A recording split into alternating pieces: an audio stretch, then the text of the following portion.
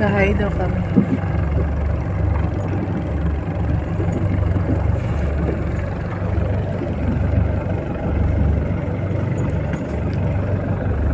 Okay na? Lilipat ako dyan mamaya. Tapos dito ka pa sa pwesto ko. Para makita mo rin yung gagawin.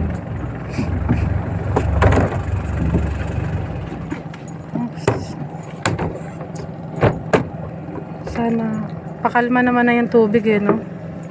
Hindi katulad kahapon na hapon, no? Kaya lang maano pa rin. Ayan, gumigewang pa rin kami. Ayan, hindi maiwasan. Mababaw pa rin pala dyan, kuya, no? Lubog ka na. Sige, lubog mo na. Masahin ko dahan-dahan nila. Bababa na yan. Yung sounder. Tapos hatakin yung wire. Nilalakyan, kuya. Alam ba niya ilak? Alam ko yun. Kakabit nga ng LC sa Ay, naglalagay ka ba ng LC sa bangka? O nga pala, pagka nasasabitan ng ano, no? Ng mga water lily.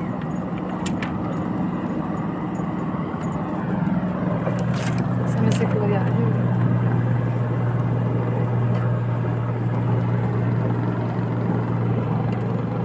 Sana makarami. Wala na. Hindi na lumitaw.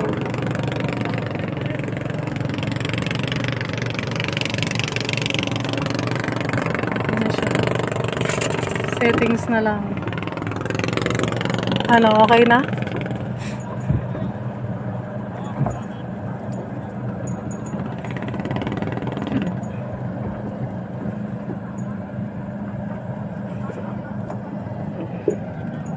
Hinto muna kami para sa setup ng reading. Hindi na lumabas si kuya. Yun.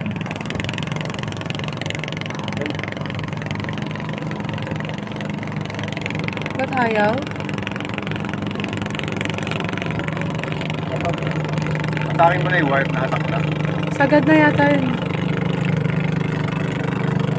Ayaw, kuya?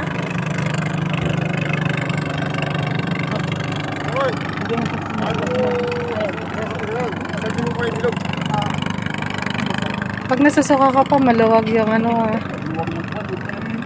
Maluwag yung thread.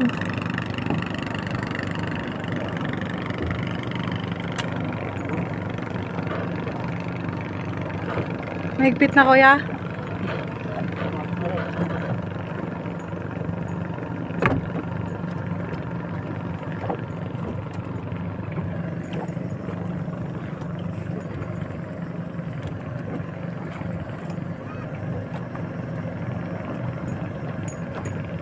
Pasok na.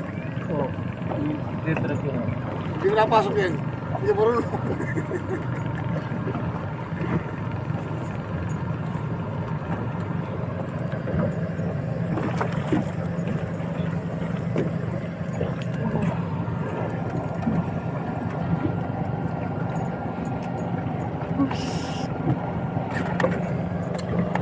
Okay na rin.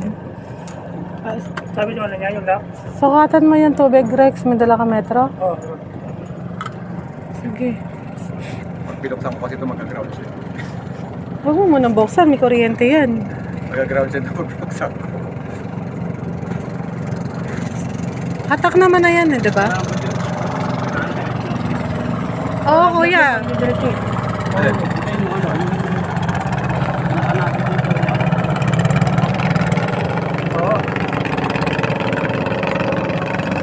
Ba't ayaw mag-ano?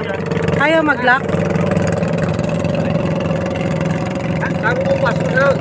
Ito mo yung butas. Tutok mo muna. Tingit lang.